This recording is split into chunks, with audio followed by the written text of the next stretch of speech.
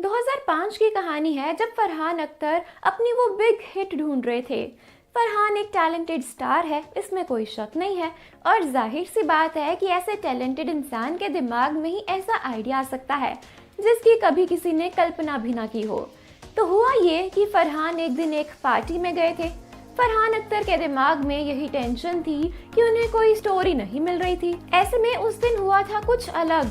फरहान बताते हैं कि उन्होंने उस दिन उस पार्टी में डॉन का एक टाइटल ट्रैक का एक रिमिक्स्ड वर्जन सुना था।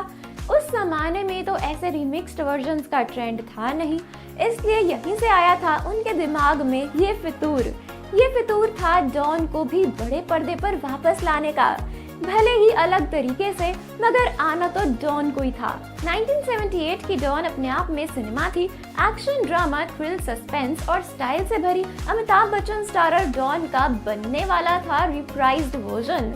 फरहान ने जब डॉन के टाइटल ट्रैक को रीमिक्स्ड तरीके से सुना था, तब उन्होंने ये ऑब्जर्व किया था कि उस दिन उस पार्टी में सभी को ये रीमिक्स्ड वर्जन काफी अच्छा लग रहा था। हर कोई उस पुराने डॉन के गाने को इस नई बैकग्राउंड ट्यून के साथ एंजॉय कर रहा था। उस समय फरहान को लग रहा था कि बॉलीवुड तैयार है एक बार फिर से नए डॉन को देखने के लिए। उनके दिमाग में ये आया था कि अगर रीमिक्सेस की लहर ही आने वाली है तो क्यों ना पुरानी मूवीज को भी रीमेक किया जाए। अभी तक हॉलीवुड या टॉलीवुड से तो मूवीज रीमेक होती ही आई हैं, तो इस बार क्यों ना आइकॉनिक बॉलीवुड मूवी को रिक्रिएट किया जाए। यहीं से बॉलीवुड में भी बॉलीवुड के रीमेक्स की कहानी शुरू हुई।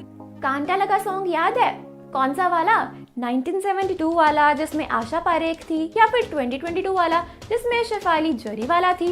मगर कौन सा वाला? ऐसे में फरहान को समझ आ गया था कि आगे आने वाले कई सालों तक ऐसे रीमिक्सेस और रीमेक्स का ट्रेंड रहने वाला है। तो बस वो भी इस अपॉर्चुनिटी को लेना चाहते थे और डॉन जैसे किरदार को 2000s में भी जिंदा रखना चाहते थे।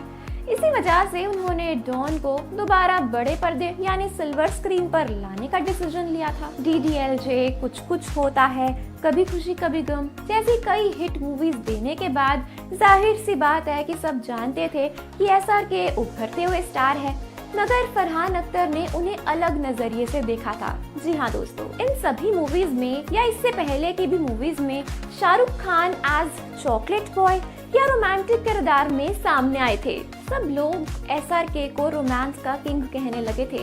यहीं पर फरहान ने सोचा था क्यों ना शाहरुख की इमेज बदली जाए, इसलिए उन्होंने शाहरुख में वो रफ और एडवेंचरस डॉन देखा जो शायद कोई और कभी नहीं देख पाता।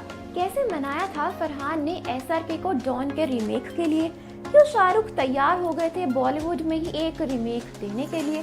तो फरहान बताते हैं कि उन्होंने शाहरुख को ये समझाने की बहुत कोशिश की थी कि वो एक एक्सपीरियंस देना चाहते हैं ऑडियंस को जो उन्होंने खुद बचपन में जिया था। यानी कि जब वो बच्चे थे तो उन्हें डॉन से रूबरू कराया गया था, वैसे ही वो इस जेनरेशन में भी डॉन का क्रेज डालना चाहते हैं।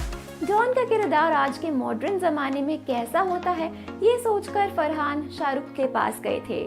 आखिर वो अमिताभ बच्चन को देखते हुए और डॉन में एक्शन सीन्स को देखते हुए बड़े हुए ना, तो क्यों ना उन मोमेंट्स को रीलिव किया जाए। शाहरुख वैसे तो कन्विंस्ड नहीं थे क्योंकि ये बिग बी का आइकॉनिक कैरेक्टर था, मगर इस रीलिव वाले पॉइंट से उन्होंने खुद को एक मौका देने का डिसीजन लिया था। तो हो सकता है इस बार हमें बड़े पर्दे पर शाहरुख एज डॉन नजर आए।